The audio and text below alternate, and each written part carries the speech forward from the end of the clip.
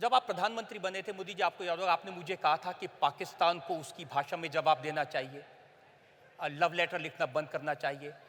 आप प्रधानमंत्री बने, आपने नवाज शरीफ को इनवाइट कर लिया और फिर उनके यहाँ आप बर्थडे मनाने, केक काटने भी चले गए।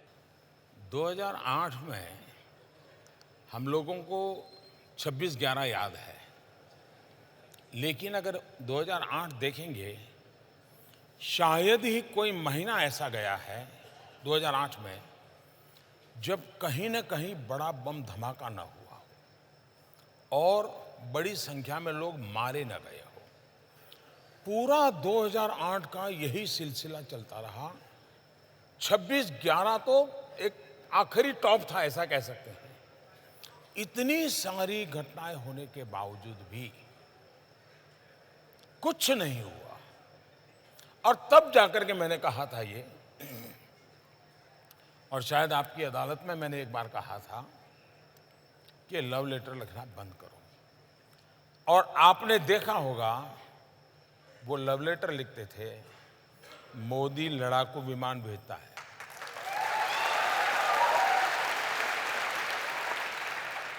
आपको लगता है कि नवाज शरीफ के यहाँ जाना एक गलती थी, क्योंकि बाद में उन्होंने यहाँ आतंकवादी हमले करवाए?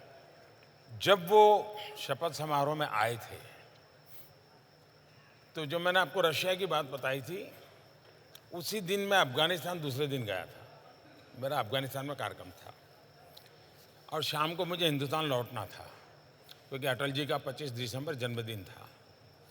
तो मैंने जन्मदिन की बधाई के लिए नवाज शरीफ को फ़ोन किया था काबुल से। तो मैंने कहा, मियाँ साहब कहाँ हो?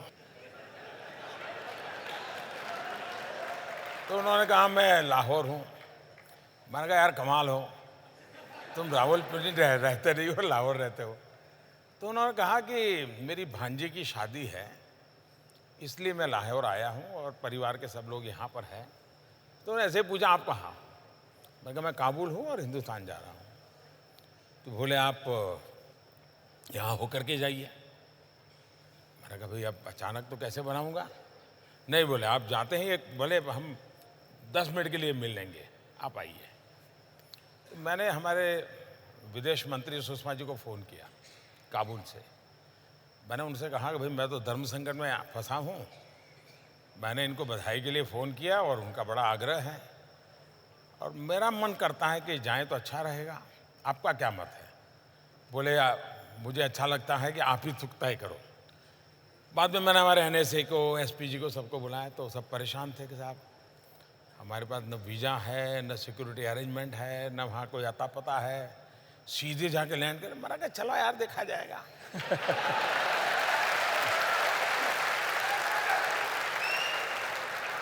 तो हम लाहौर गए एक सदिच्छा से, क्योंकि वो मेरे यहाँ शपथ समारोह में आया, तो मुझे लगता था कि शायद ये जेन्युइन व्यक्ति हैं, कुछ कर पाएंगे और मुझे सिर्फ कर्सी कॉल करना है। तो हम करीब आए, वहाँ पहुँचे, तो उनका भाई मेरे हेलीकॉप्टर में मेरे घर जाना होगा। नॉर्मली एक देश का मुखिया दूसरे देश में किसी दूसरे के जहाज़ में नहीं बैठता है, सोचता है 50 बार। मैंने कहा, चलो यार। तो हम उनके हेलीकॉप्टर में बैठ गए। तो उनके हेलीकॉप्टर में हम गए, उनके परिवारजनों से मिले, चाय वगैरह पिया, गुड़ी गुड़ी बातें हुई, बाकी तो कोई सीरियस नहीं। काफ़ी लोग थे हम लोग। लेकिन पूरे पाकिस्तान में एक मैसेज गया कि भारत सचमुच में पाकिस्तान का बुरा नहीं चाहता है। और ये सबसे बड़ी सफलता थी मेरी 1 घंटे की इस विजिट की। कॉमन मैन, पाकिस्तान के कॉमन मैन के दिल में जो झूठ फैलाया गया था, उसको मैसेज चला गया कि हिंदुस्तान पाकिस्तान की आवाम का भला चाहता है।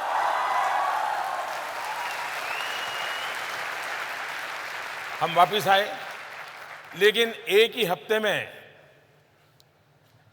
पठानकोट हो गया। अब ये जो लोग एनालिसिस करते हैं, उनको एनालिसिस करना चाहिए।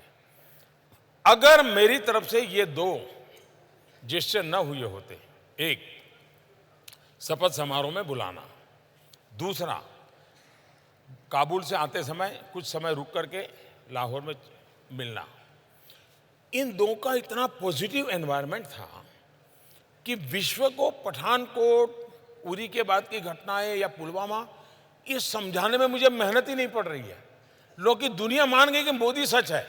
देखिए, उसने कोशिश की थी, ये गड़बड़ पाकिस्तान की है। तो ये दो घटनाएं ने हिंदुस्तान को आने वाले कई वर्षों तक लाभ होने वाला है। ये जिनको समझ नहीं है वो झूले पर क्यों बैठे और चाय पीने क्यों चले गए। कुछ लोग तो बिरयानी बीच में ले आए हैं। हाँ।